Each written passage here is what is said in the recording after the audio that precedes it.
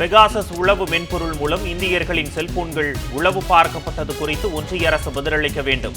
அமெரிக்க நீதிமன்றத்தின் தீர்ப்பை சுட்டிக்காட்டி காங்கிரஸ் கட்சி வலியுறுத்தல்.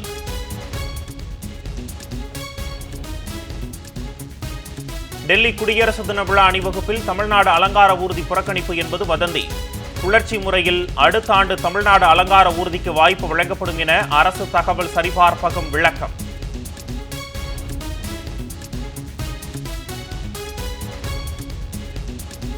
புஷ்பா 2 படத்தின் கூட்ட நெரிசலில் சிக்கி பெண் உட்பட 2 உயிரிழந்த விவகாரம்.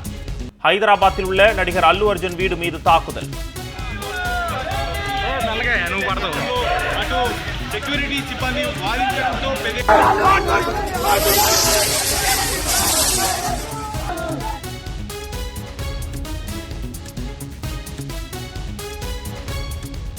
இரண்டாயிரத்து 26ஆம் ஆண்டு சட்டப்பேரவை தேர்தலில் வெற்றி பெற்று 7வது முறையாக திமுக ஆட்சி அமையும்.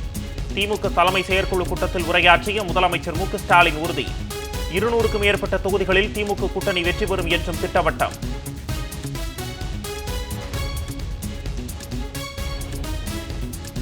சென்னை மெரினாவில் நடைபெற்று வரும் உணவு திருவிழாவில் வார விடுமுறை நாளில் குவிந்த மக்கள் குடும்பத்தோடு வந்து விதவிதமான உணவு வகைகளை அருந்தி உற்சாகம்.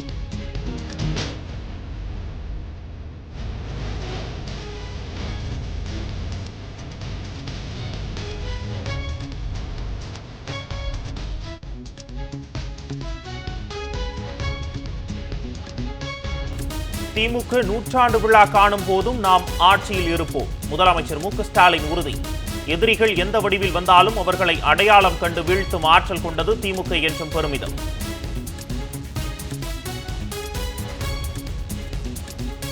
மாமல்லபுரம் கடற்கரை பகுதியில் நடப்பாண்டுக்கான இந்திய நாட்டிய விழாவை தொடங்கி வைத்தார் சுற்றுலாத்துறை அமைச்சர் ராஜேந்திரன். முதல் நாளில் சென்னையைச் சேர்ந்த குழுவினர் பரதநாட்டியம் மற்றும் கிராமிய நடனங்கள் ஆடினர்.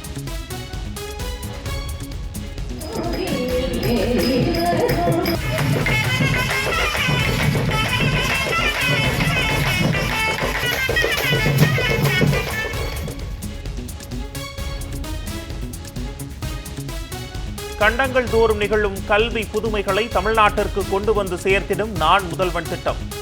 இலக்கை நோக்கி செல்கிறது, நம் முதலமைச்சரின் கனவு நனவாகிறது என துணை முதலமைச்சர் உதயநிதி ஸ்டாலின் பெருமிதம்.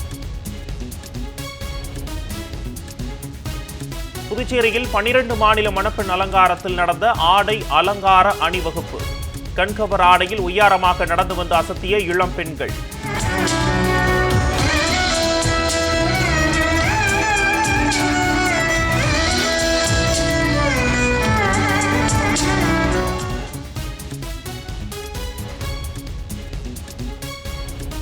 கேரளாவில் இளம் பெண்ணை பலாத்காரம் செய்து ரயிலில் தப்ப முயன்ற 2 இளைஞர்கள். இளைஞர்களை பிடித்து கேரளா போலீசாரிடம் ஒப்படைத்த திருப்பத்தூர் தனிப்படை போலீசார்.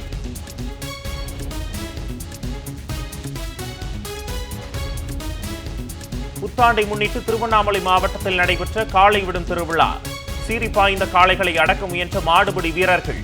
வெற்றி பெற்ற காளைகளின் உரிமையாளர்களுக்கு பரிசுகள்.